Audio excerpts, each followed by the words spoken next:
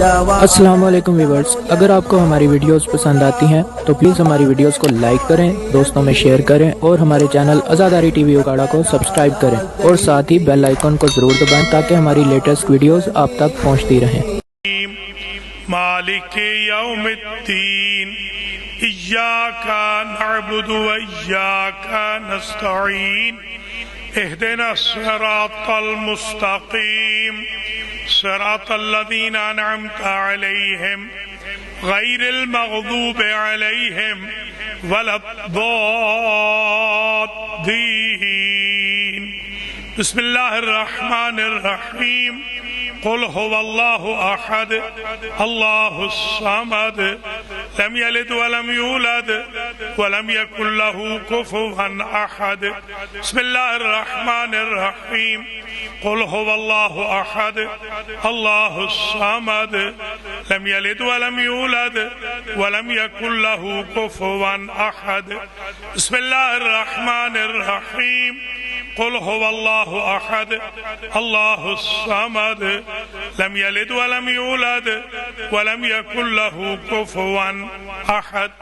اللهم بثواب هاتين السورتين ومجلس الامام حسين بتوسط الانبياء والمرسلين سيدة نساء العالمين الائمة الطيبين الى ارواح المنذورين المذکورین المرحومین، اللہم اغفر ذنوبہم وارحم على احوالہم واحشرہم مع النبی واہل بیتہ الطیبین، اللہم اجعلہم عندک فی اعلی علیین واخلف على اہلہم فی الغابرین وارحمہم برحمتک یا ارحم الراحمین۔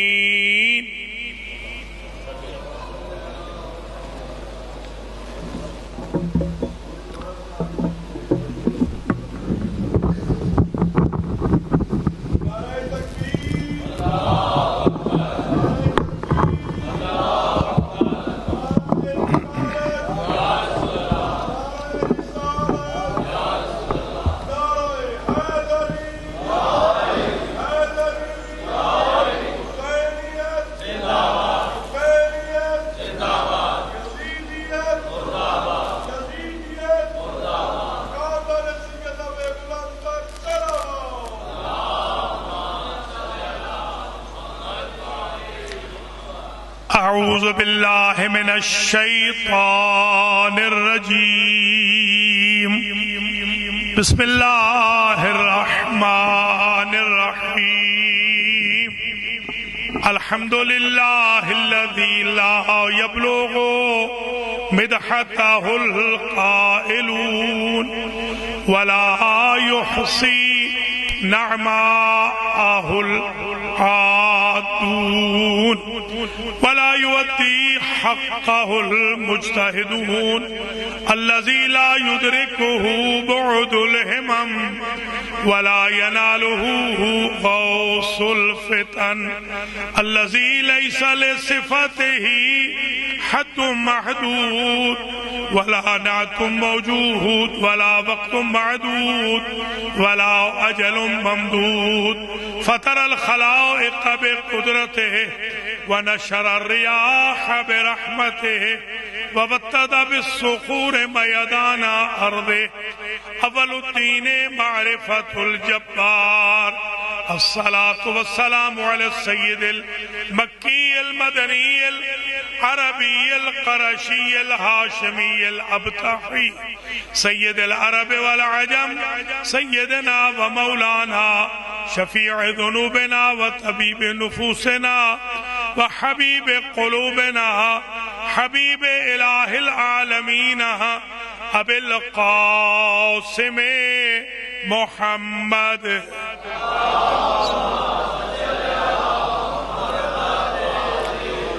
ثم الصلاة والسلام على أهل بيته الطيبين الطاهرين المعصومين المنتجبين الغر الميامين الذين أذهب الله عنهم الرجس وطهرهم تطہیرا۔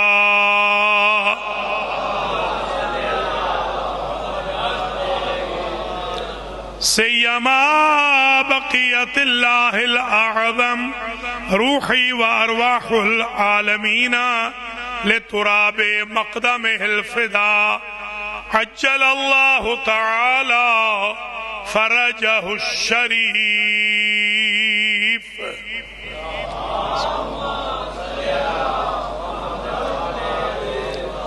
واللعنة الدائمة الباقية الوافرة الكثيرة التامة الكاملة الواسعة على أعدائهم وغاصبي حقوقهم وقاتليهم ومنكري فضائلهم من الآن إلى لقاء يوم الدين۔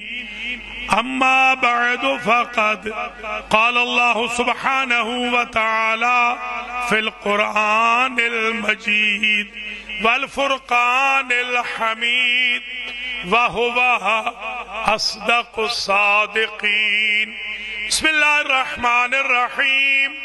والضحى والليل إذا سجى ما ودعك ربك وما قلى وللآخرة خير لك من الأولى ولسوف يعطيك ربك فترضى ألم يجدك يتيما فآوى ووجدك ضالا فهدى ووجدك عائلا فأغنى فأما اليتيم فلا تقهر وأما السائل فلا تنهر وأما بنعمة ربك فحدث۔ صلوات۔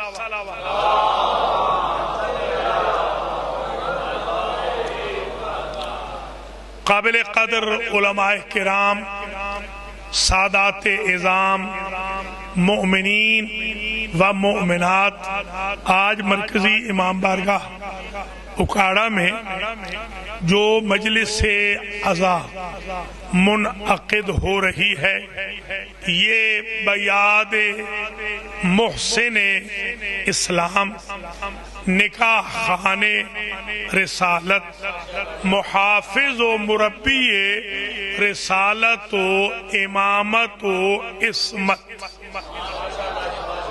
حضرت ابو طالب علیہ السلام ہے۔ سب سے پہلے میں شکر گزار ہوں حجت الاسلام جناب مولانا الحاج غضنفر عباس جعفری صاحب کا، کہ جنہوں نے آج امی صاحب کا، جنہوں نے آج یہ مہربانی فرمائی اپنے فرزندان محمد رضا، حسن اور علی رضا کے ذریعے اور مؤمنین و مؤمنات اکاڑا کے تعاون سے اس مجلس کا انعقاد کیا۔ میں دعا کرتا ہوں اللہ تعالیٰ قبلہ صاحب کے مرحومین بالاخص ان کی پھوپھی جو حال ہی میں انتقال فرما گئیں، انہیں جوار محمد و آل محمد میں جگہ نصیب فرمائے۔ ڈاکٹر ایاز امام رضوی اور ڈاکٹر ہادی حسن، علامہ نیاز حسین، علامہ عبدالجلیل نقوی اور جو علماء یہاں تشریف فرما ہے، مولانا سبزواری، مولانا نیاز حسین ملک اور دیگر مولانا باقر حسین علوی، جو سادات، جو مومنین، جو بھائی بہن یہاں موجود ہیں، ہم سب کے مرحومین کی بھی اللہ مغفرت فرمائے۔ اللہ میرے اور آپ کے گناہوں کو معاف فرمائے، توفیق اطاعت و بندگی مرحمت فرمائے۔ آج کی مجلس کے عوض اللہ تعالی ہمیں جنت کا سرٹیفکیٹ عطا فرمائے۔ میں مجلس کو شروع کر رہا ہوں اور 40 منٹ کا دورانیہ ہوگا ٹوٹل۔ ان 40 منٹ میں جتنے نکات میں پیش کر سکوں گا حضرت ابو طالب علیہ السلام کی شان میں وہ میں پیش کروں۔ میرے دوست، میرے بھائی چودھری निज़ामी साहब मुझसे वाकिफ हैं कि मैंने ईमान अबू तालिब पे अशरे नहीं पढ़े, न मैं मजलिस पढ़ता हूँ ईमान अबू तालिब, मैं मकाम अबू तालिब पे पढ़ता हूँ, अजमत अबू तालिब पे पढ़ता हूँ, शान अबू तालिब पे पढ़ता हूँ, इसलिए कि हम जैसे छोटे लोगों को क्या हक हासिल है कि ईमान अबू तालिब को डिस्कस करें। लिहाजा मैं शान अबू तालिब, मकाम अबू तालिब, अजमत अबू तालिब कुरान और हदीस से पेश कर रहा हूँ। पहली शान हजरत अबू तालिब अलैहिस्सलाम की ये है कि अबू तालिब आपका नाम नहीं है, ये कुनियत है। इमरान भी आपका नाम नहीं, वो लक़ब है।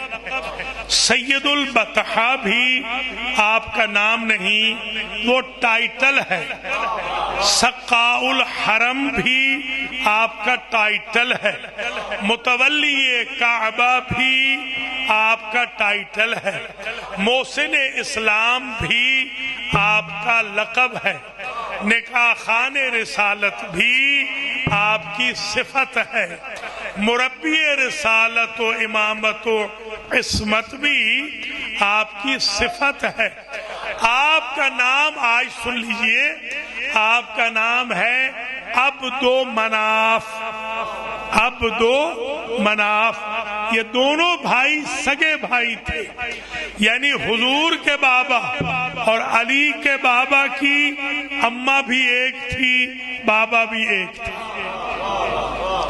ये दो सगे भाई थे, और क्योंकि ये दो सगे भाई थे इसलिए इन दोनों के जो नाम हैं वो सिमिलर है, मिलते जुलते हैं। कैसे? बड़े भाई का नाम है अब्दुल्ला, अल्लाह का बंदा। ये अब्दुल्ला उस वक्त रखा गया कि जब क़ूलू ला इलाहा इल्लल्लाह तुफ़्लिहू पढ़ाने वाला अभी पैदा भी नहीं हुआ। और दूसरा नाम है अब्दो मनाफ। अब्दुल्ला का माना अल्लाह का बंदा, अब्दो मनाफ का माना उसका बंदा कि जिसकी जात से सारे बुतों की, माबूदों की नफी की जाती हो। तो भैया जिसके नाम में अब्दे ला इलाहा इल्लल्लाह मौजूद हो, आप उसके बारे में पूछ रहे हैं कि वो मुसलमान था या नहीं।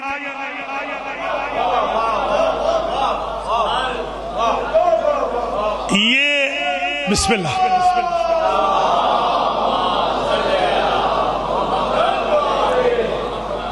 ये पहला नुक्ता है, पहला मकाम है, पहली अज़मत है सरकार अबू तालिब अलैहिस्सलाम की। दूसरा मकाम, दूसरी अज़मत, दूसरी शान सरकार की ये है। एक आयत है जिसमें इरशाद होता है इन्नका ला तहदी मन अहबब्ता वलाकिन्नल्लाह यहदी मन यशाउ व हुवा अअलमु बिल मुहतदीन। ऐ मेरे हबीब, आपका जो महबूब है उसे आप हिदायत नहीं कर सकते, लेकिन अल्लाह जिसे चाहता है हिदायत करता है। और अल्लाह के पास हिदायत याफ्तगान की लिस्ट मौजूद है। वो बेहतर जानता है कि कौन कौन हिदायत याफ्ता है। हमारे अपोनेंट्स ने, हमारे मुखालिफीन ने इस आयत को हजरत अबू तालिब के खिलाफ इस्तेमाल किया। मैं इस आयत को हजरत अबू तालिब के हक में इस्तेमाल कर रहा हूँ। अल्लाह ये फरमा रहा है कि मेरे हबीब आप उम्मत को हिदायत करें, आप उसे हिदायत नहीं कर सकते जो आपका महबूब है, इसलिए कि अल्लाह यानी मैं उस वक्त हिदायत कर चुका हूँ आपके चचा अबू तालिब की, अभी तो आप पैदा ही नहीं हुए। क्या बात, क्या कह اگر نعوذ باللہ ثم نعوذ باللہ حضرت ابو طالب ہدایت پر نہ ہوتے تو اللہ یہ نہ کہتا وَهُوَ أَعْلَمُ بِالْمُهْتَدِينَ کہ ہدایت یافتہ کو اللہ بہتر جانتا ہے. یہ فرماتا کہ جو ہدایت یافتہ نہیں ہوتے ان کی فہرست اللہ کے پاس ہے. یہ کہنا کہ ہدایت یافتہ کو اللہ بہتر جانتا ہے اس بات کی دلیل ہے کہ امت محتاج ہدایت محمد ہے. ابو طالب محتاج ہدایت رسول بھی نہیں ہے.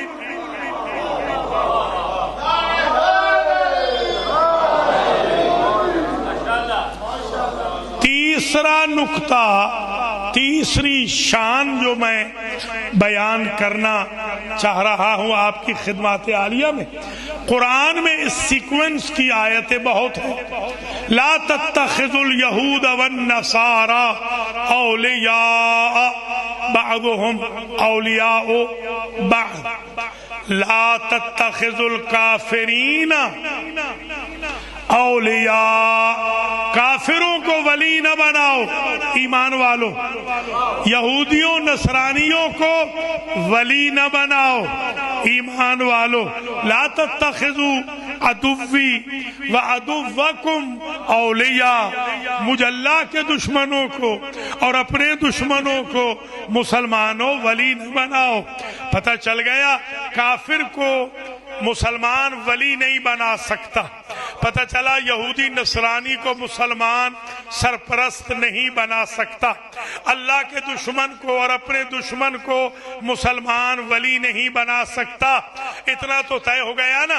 جب آپ بچوں کا نکاح کرتے ہیں تو جو مولوی صاحب نکاح پڑھتے ہیں وہ کیوں کہتے ہیں کہ ولی کو آگے لاؤ؟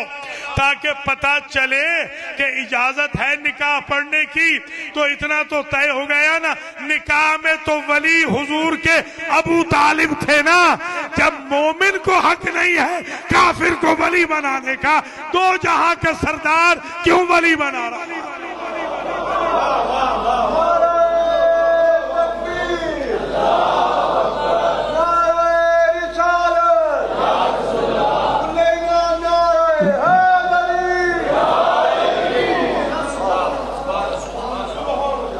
اب یہ چوتھا نقطہ، چوتھی شان، چوتھی عظمت، چوتھا مقام سرکار ابو طالب علیہ السلام کا یہ ہے. یہ ہمارے بروکلن میں شیعہ سنی اتحاد کی بڑی اچھی فضا ہے. نیو یارک، اللہ کرے ہمارے ملک میں بھی ایسے ہی ہو. الحمدللہ بہت اچھی فضا پیدا ہو رہی ہے. ایک مرتبہ میں حج پہ تھا، میرے ایک سنی دوست نے مجھے کال کی کہ کب آئیں گے ڈاکٹر صاحب؟ میں نے کہا بھئی میں تو پاکستان جا رہا ہوں، پھر اس کے بعد یو کے جانا ہے، میں تو لیٹ آؤں گا. کہنے لگے ہم نے صاحبزادے کا نکاح پڑھانا ہے. میں نے کہا میں تو ربیع الاول سے پہلے پڑھ نہیں سکتا کیونکہ ایام غم میں تو ہم نکاح پڑھتے نہیں ہیں، ایام عزا میں. تو وہ کہنے لگے کہ ٹھیک ہے ہم صبر کر لیں گے، 3-4 مہینے کے بعد پڑھا لیں گے. میں نے کہا کیوں، آخر کیا مجبوری ہے کہ مجھ سے ہی پڑھا رہے ہیں؟ کہنے لگے ہم یہ چاہتے ہیں ہمارے مسلمانوں کا جو ویل ریپیوٹڈ، اچھی ریپوٹیشن والا مولانا ہو وہ نکاح پڑھے. میں نے کہا آج مجھے سمجھ میں آ گئی بات، حضرت ابو طالب ویل ریپیوٹڈ.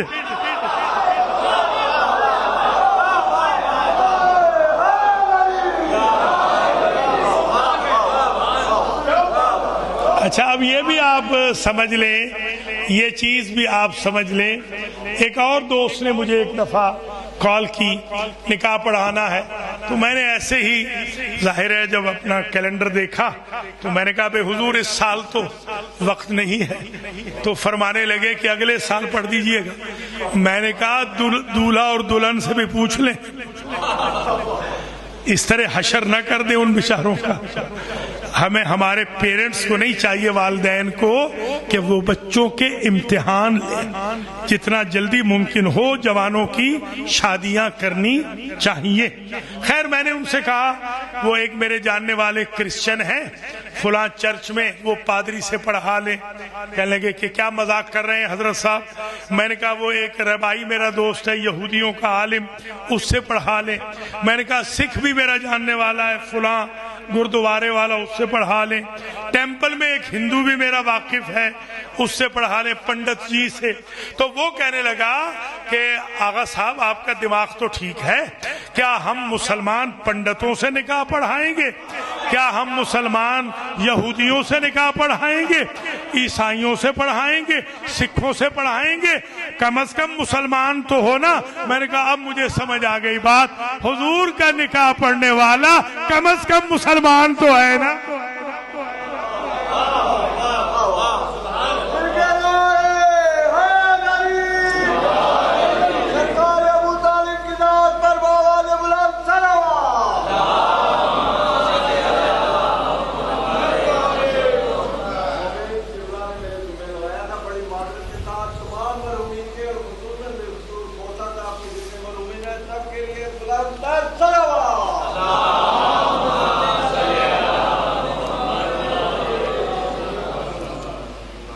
پانچواں نقطہ، پانچواں مقام، آج کی حد تک پانچویں عظمت، پانچویں شان، جو میں مرکزی امام بارگاہ اکاڑا میں علماء کرام، زعماء ملت، ہمارے ملک صاحب بھی ماشاءاللہ ان کی زندگی کرے، اور جتنے بھی بھائی ہیں بیٹھے ہوئے، نام بنام سب کے مرحومین کی مغفرت ہو، سب کو لمبی زندگی اللہ عطا فرمائے۔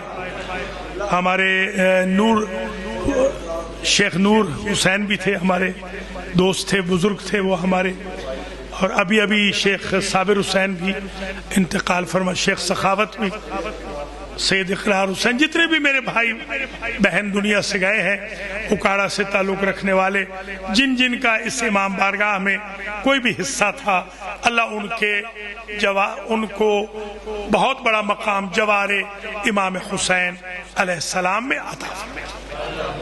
اور جتنے بھی میرے بھائی بہن تشریف فرما ہے، اللہ تعالیٰ آپ سب کی زندگیاں دراز فرمائے، رزق و مال میں برکت عطا فرمائے۔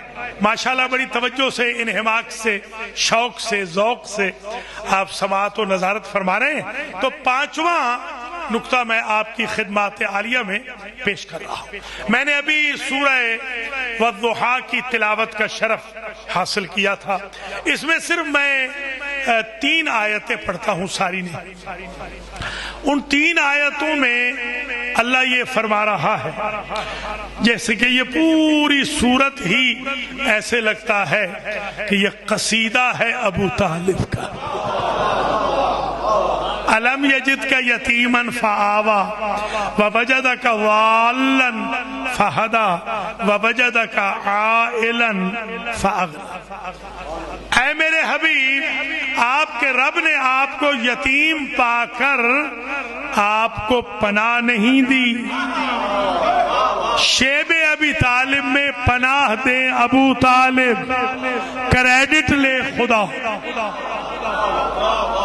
کچھ توجہ فرما رہے ہیں؟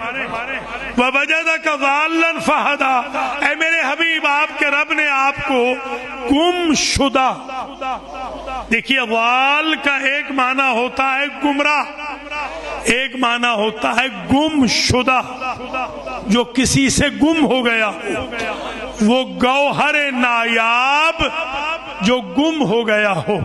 آپ گمنام تھے میرے حبیب، آپ کو کوئی جانتا نہیں تھا، آپ کے رب نے آپ کا تعارف نہیں کرایا، تعارف کرائیں ابو طالب، کریڈٹ لے خدا۔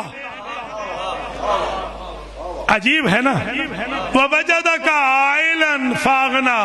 آپ کو غریب پا کر آپ کے رب نے آپ کو غنی نہیں کیا۔ دیکھیں، جب غنی رسول ہے تو پھر امتی غنی نہیں ہو سکتا، یہ توہین رسالت ہو جائے گی۔ هو الغنی، یا اللہ غنی ہے، یا نبی غنی؟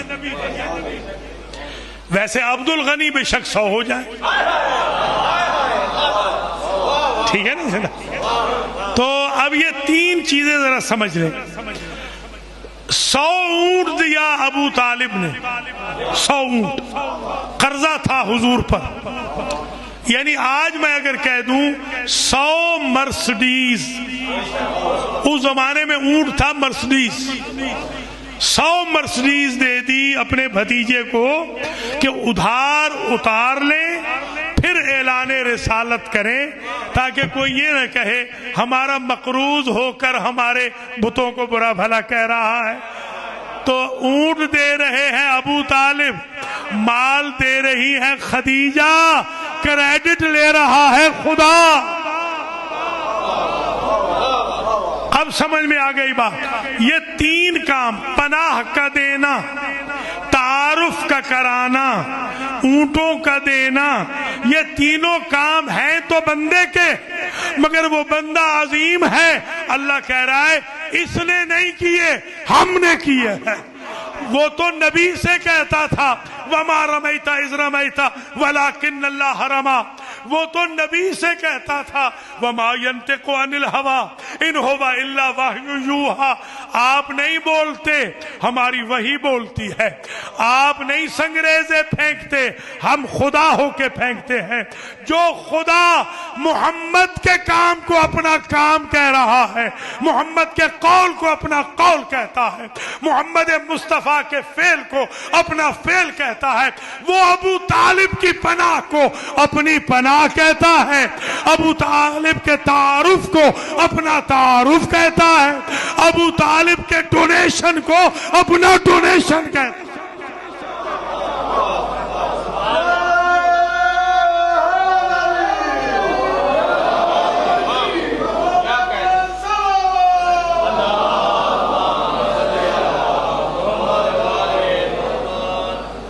چھٹا نکتہ توجہ فرما رہے ہیں نا، چھٹی عظمت، چھٹا مقام، چھٹی شان بابائے ابی تراب کی. یہ ہے، اسے بھی خاص طور پہ سمجھ لیجئے. وَقَضَىٰ رَبُّكَ أَلَّا تَعْبُدُوا إِلَّا إِيَّاهُ وَبِالْوَالِدَيْنِ إِحْسَانًا إِمَّا يَبْلُغَنَّ عِندَكَ الْكِبَرَ أحدهما أو كلاهما فلا تقل لهما أف ولا تنهرهما وقل لهما قولا كريما واخفض لهما جناح الذل من الرحمة وقل رب ارحمهما كما ربياني صغيرا.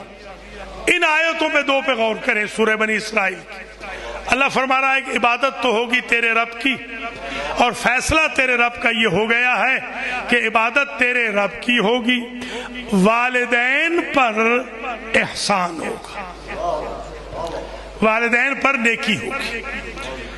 جوانوں، جب ماں باپ بوڑھے ہو جائیں تو ان کی کھانسی تمہیں اسی طرح تکلیف نہ دے جس طرح تمہارا بچپنا انہیں تکلیف نہیں دیتا تھا.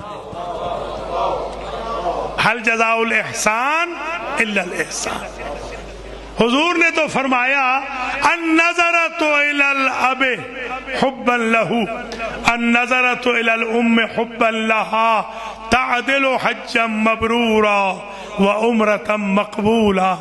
ایک نگاہ اگر اپنے بوڑھے باپ کی طرف یا بوڑھی ماں کی طرف یا جوان باپ ماں کی طرف محبت کی آپ کر لیں، ایک نگاہ باپ یا ماں کی طرف ایک حج کے برابر ہے، ایک عمرے کے برابر ہے. ایک بندے نے کہا یا رسول اللہ لو انظر الی وجہ ابی او امی 100 مرۃ، میں اگر 100 مرتبہ بابا کو دیکھوں، 100 مرتبہ اماں کو دیکھوں تو کتنا ثواب ملے گا؟ فرمایا تم نے خدا کو غریب سمجھا ہے. جوانوں، ماں باپ کا احترام کرو. ماں باپ کی شکل میں اللہ نے قبلہ ٹرانسفر کر دیا ہے آپ کے گھروں میں.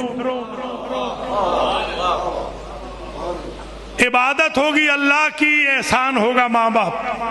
اے میرے حبیب، اگر آپ کے دونوں ماں باپ میں سے ایک یا دونوں بڑھاپے کو پہنچ جائیں تو انہیں اف نہ کہنا. اب میں آپ سے پوچھتا ہوں، لفظیں ہیں 3، بچہ شکم مادر میں ہو تو جنین، بچہ شکم مادر میں ہو تو جنین، بچہ 2 سال تک دودھ پی رہا ہو تو رضیع، بچہ 14ویں سال تک جا رہا ہو 15ویں میں انٹر نہ ہوا ہو تو صغیر. قرآن کیا کہہ رہا ہے؟ وَقُلْ رَبِّ ارْحَمْهُمَا کما ربیانی صغیرہ. میرے حبیب آپ دعا کرتے رہیں کہ بار الہ میرے بوڑھے ماں باپ پہ ایسے ہی مہربانی فرما جیسے انہوں نے میری تربیت کی جب میں صغیر تھا. باپ تو تھے نہیں، دنیا سے جا چکے، یتیم پیدا ہوئے، اماں بھی چلی گئی، دادا بھی چلے گئے، ابھی صغیر ہیں، ابھی صغیر ہیں، دادا چلے گئے. اب صغیر ہوتے ہوئے وہ کون سے 2 بوڑھے ماں باپ ہیں کہ جو تربیت کر رہے ہیں؟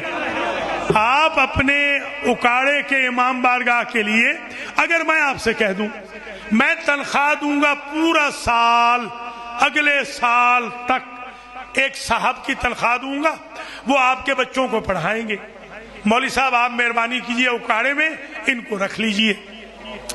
البتہ میں کہوں کہ تھوڑی سی ان میں خرابی ہے کہ یہ نماز نہیں پڑھتے، تو آپ کہیں گے ہم نے کیا اپنے بچوں کو بے دین بنانا ہے؟ پتہ چلا بے دین استاد اکاڑے والے اپنے بچوں کے لیے نہیں رکھتے، 2 جہاں کے نبی، 2 جہاں کے سردار کی تربیت کے لیے اللہ نے ایک کافر استاد کیسے چن لیا؟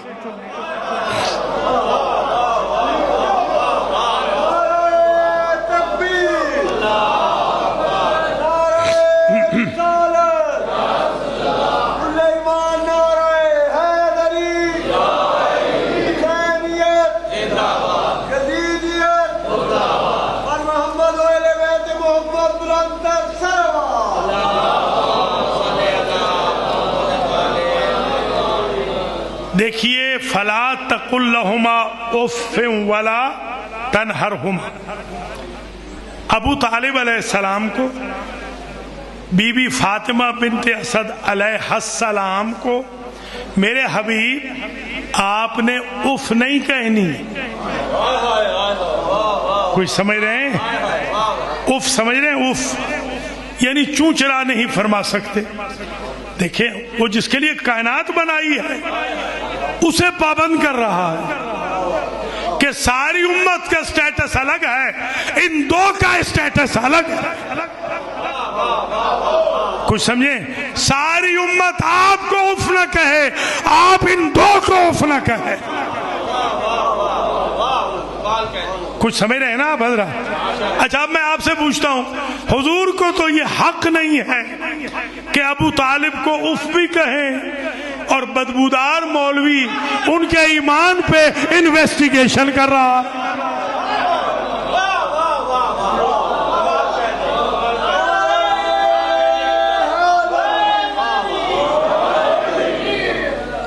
وَاخْفِضْ لَهُمَا جَنَاحَ الذُّلِّ مِنَ الرَّحْمَةِ.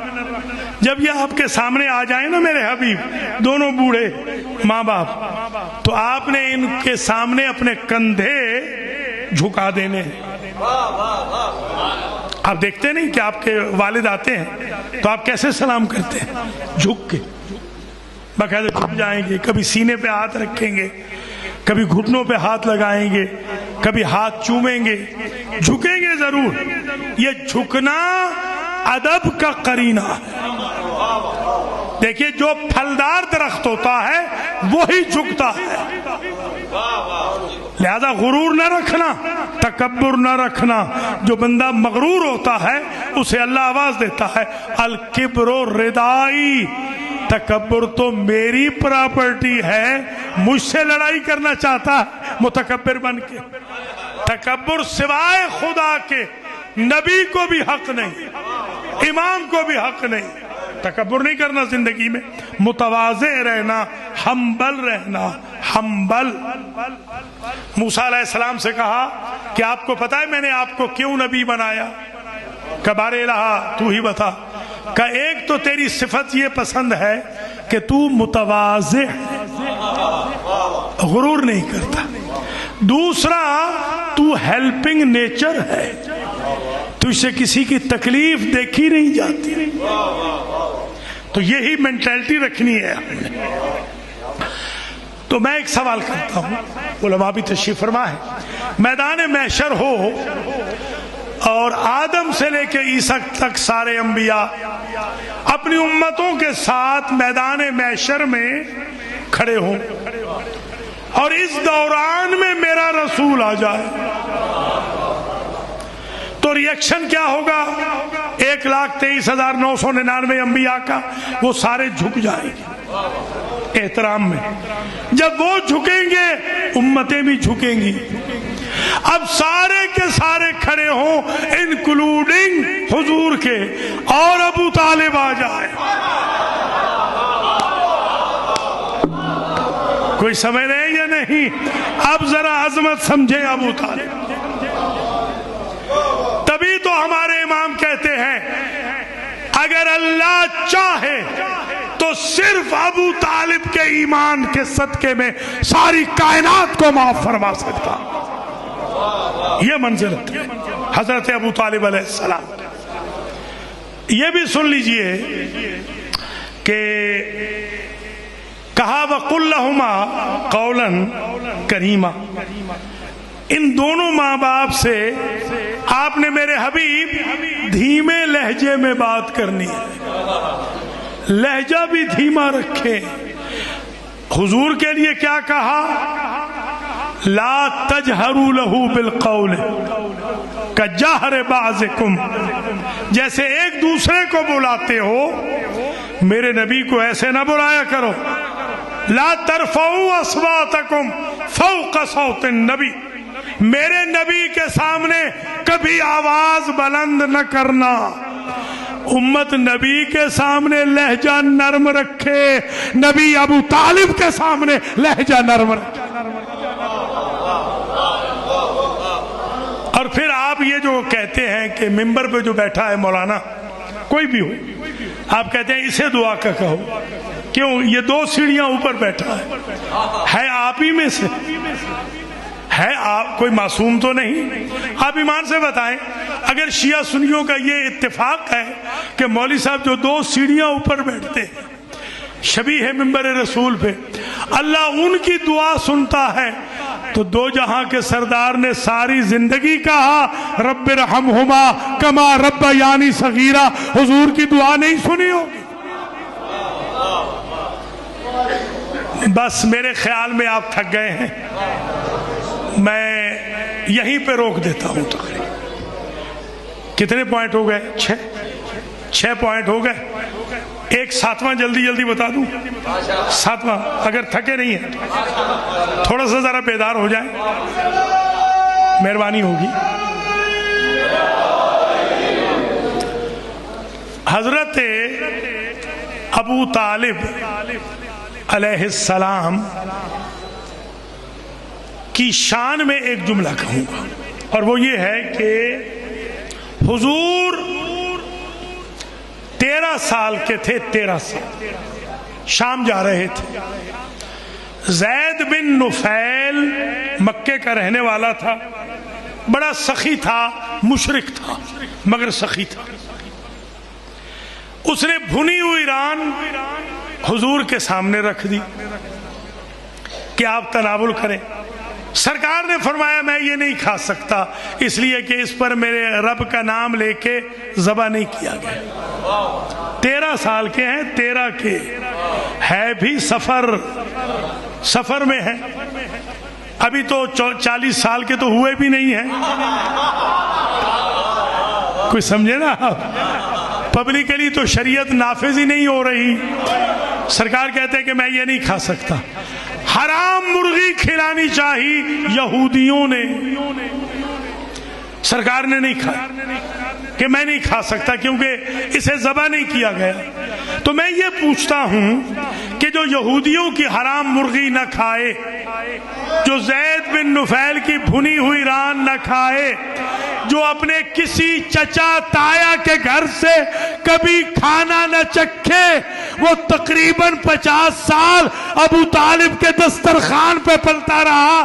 ابو طالب کوئی ویجیٹیرین تو نہ تھے، وہاں بھی تو گوشت آتا تھا.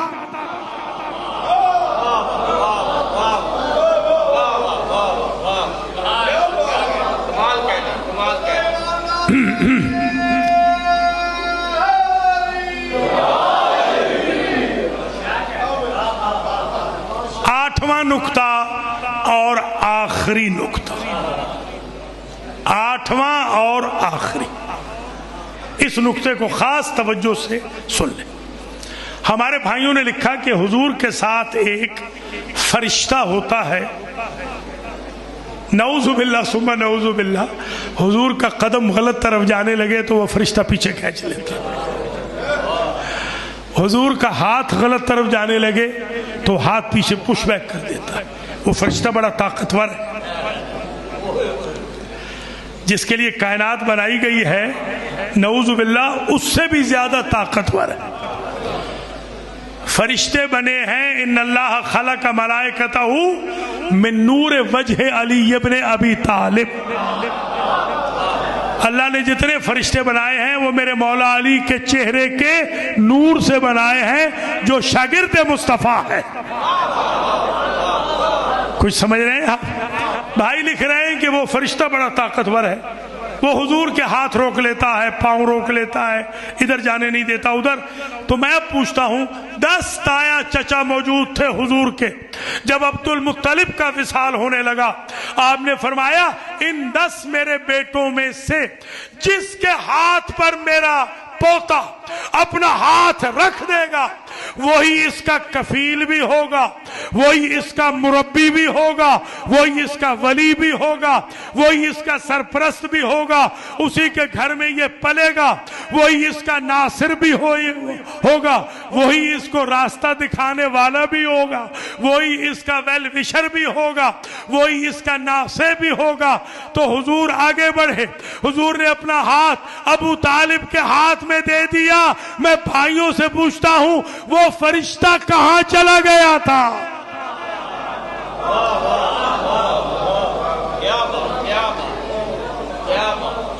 اور قربان ہو گیا ابو طالب کا خاندان.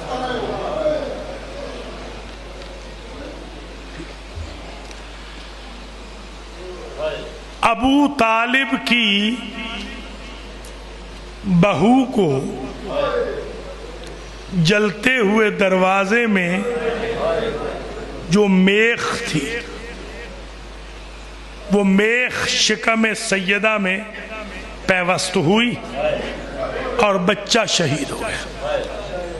چند ہی دنوں میں حسنین کی ماں بھی چل بسی. یہ ابو طالب کے خاندان کی قربانی. یہی وجہ ہے کہ روایت میں ہے جب صاحب زمان آئیں گے نا، وہ کھڑے ہوں گے کعبے کی دیوار پر ٹیک لگا کر، اور وہاں 2 بیویاں آئیں گی. ایک بیوی دائیں سے آئے گی، ایک بائیں سے آئے گی. وہ ایک برقع پوش بیوی نے اپنے ہاتھ میں جنازہ لیا ہوگا، دوسری بیوی نے بھی اپنے ہاتھ میں جنازہ لیا ہوگا. دائیں طرف سے آنے والی ہوگی فاطمہ بنت اسد، اس نے جنازہ اٹھایا ہوا ہوگا محسن کا. بائیں طرف سے آنے والی ہوگی فاطمہ بنت محمد، اس کے ہاتھ میں جنازہ ہوگا علی اصغر کا. یہ بیویاں انصاف مانگیں گی. دوسری قربانی ابو طالب کے خاندان کی، مسجد کوفہ میں شہید ہو گیا ابو طالب کا بیٹا. اس سے پہلے جنگ موتا میں شہید ہو گیا جعفر طیار. قربانیاں دیکھیں ابو طالب کے خاندان کی. مولا علی کو اس جگہ اس ظالم نے زہر میں بجھی تلوار ماری تھی جہاں عمر ابن عبد ود پہلے مار چکا تھا. میرے مولا کا فرق مبارک 2 حصوں میں تقسیم ہو گئے. یہ ابو طالب کے خاندان کی قربانی. ابو طالب کا پوتا زہر ہلاہل سے شہید ہوا. 72 ٹکڑے تشت میں گرے. 18 تیر جنازے پہ لگے. ابو طالب کے ان 2 پوتوں کے ساتھ عجب ظلم ہوا. ایک کے جنازے پر تیر تھے, دوسرے کا کربلا میں جنازہ تیروں پہ تھا. کسی نے عابد بیمار سے پوچھا تھا کہ آپ کے بابا کو گھوڑے سے گرنے میں دیر کیوں لگ گئی, تو برداشت کریں گے کیا فرمایا؟ فرمایا یہ ظالم نیزے چبوتے تھے, یہ ظالم تیر مارتے تھے, یہ ظالم نیزے مارتے تھے, تلواریں مارتے تھے, پتھر مارتے تھے. اللہ اکبر. یہ میرے مولا حسین کی عجیب قسمت ہے. جب میں بچہ تھا تو سنتا تھا ذاکر صاحبان پڑھتے تھے, پہلے گھٹنے لگائے پھر پہلو لگایا تاکہ فاطمہ کے بیٹے کو آرام سے اتار دے. خدا کی قسم روایت یہ نہیں, زمانے کا امام کہتا ہے السلام علی جدی الغریب الذی سکت عن فرسہ مکبوبا علی وجہ. میرا اس غریب دادا پہ سلام جو بھاگتے ہوئے گھوڑے سے منہ کے بل زمین پر, منہ کے بل میرا مولا زمین پہ آیا. جب میرا مولا زمین پہ آیا کربلا کی زمین کو زلزلہ آ گیا. ماشاءاللہ, اجرکم علی اللہ, اجرکم علی الزہرا. عجب مزاج بن گیا ہے آپ کا. تو میں اس سے آگے نہیں جاتا, میں صرف 2 سے 3 جملے ابی عبداللہ الحسین کے کہتا ہوں, میرے امام کے. کسی نے پوچھا راوی سے کہ تجھے کیسے پتا چلتا تھا جب مولا حسین وداع آخر کے لیے جا رہے تھے, تجھے کیسے پتا چلتا کہ حسین کدھر گئے ہیں؟ تو کہا حسین کے بدن سے اتنا خون بہتا تھا کہ جدھر حسین چلتے تھے 2 لکیریں پیچھے پیچھے جاتی تھی. میں خون کی لکیروں سے سمجھ جاتا کہ غریب زہرا اس طرف گیا ہے. کسی نے بی بی زینب سے پوچھا تھا کہ بی بی یہ بتائیں آپ کا بھائی جب ذبح ہو رہا تھا آپ کو سب سے زیادہ تکلیف کب ہوئی؟ کہا وَالشِّمْرُ جَالِسٌ عَلَى صَدْرِ. جب شمر میرے بھائی کے سینے پہ نجس پاؤں کے ساتھ. یا زہرا, برداشت کر سکیں گے؟ میں عرض کروں اللہ آپ کو سوائے غم حسین کے کسی غم میں نہ رلائے. نہیں چاہتا تھا پڑھوں مگر ضرور پڑھوں گا. آخذ لحیتہ, مجھے وہ وقت نہیں بھولتا جب شمر اپنے نجس پاؤں کے ساتھ بوسہ گاہ رسالت پہ چڑھ گیا, میرے بھائی کے سینے پہ چڑھ گیا اور میرے بھائی کی داڑھی کو پکڑ لیا. اللہ اکبر. اب آگے جو جملہ ہے وہ علماء سمجھیں گے, میں ترجمہ نہیں کروں گا. وَلَاتِمٌ خَدَّهُ, بس اشارے میں اتنا کہوں گا ایسا ظلم کیا کہ خون کی بارش برسنے لگی. اس ظالم نے ایسا ظلم کیا, برداشت کر سکیں گے؟ بی بی زینب سے مدینہ میں پوچھا بیویوں نے, بی بی کوئی ایسا وقت کہ جب آپ بے قابو ہو گئی ہو, صابرہ تو تھی مگر دل پھٹنے لگا ہو, جگر کباب ہونے لگا ہو, کوئی ایسا وقت؟ کہا کہا ایک وقت ایسا بھی آیا جب اس ظالم نے میرے بھائی کے سر کو کاٹ لیا تو اس نے میرے بھائی کی زلفوں میں ہاتھ ڈالا، اس نے ریگ صحرا کی طرف میرے بھائی کے سر کو پھینکا۔ آپ جانتے ہیں نا جب اس ملعون نے سر پھینکا تھا حسین کے جاتے ہوئے سر سے 3 مرتبہ آواز آئی تھی، عباس۔ ماشاءاللہ ماشاءاللہ، اجرکم علی الزہرا، کیا قیامت کی مجلس ہو گئی ہے، سبحان اللہ۔ 3 مرتبہ آواز آئی تھی، عباس عباس عباس۔ بیوی نے ایک جملہ کہا، وہ ذرا سنیے۔ بی بی زینب کہتی ہیں مدینہ کی عورتوں سے، بیویوں میں تمہیں کیا بتاؤں، اس وقت میرا کیا حال تھا، سر میرے بھائی کا پھینک دیا اس نے کربلا کی ریت پر، وَكَانَ يُهِينُ أَخِي بِرِجْلَيْهِ۔ میری زبان میں طاقت نہیں کہ میں اس کا صحیح ترجمہ کروں، اشارے میں کہوں گا کہ اس وقت میرا جگر کباب ہو گیا، اس وقت میرا دل جلنے لگ گیا جب یہ نجس پاؤں کے ساتھ میرے غریب بھائی کے بدن کو ٹھوکریں مارتا تھا۔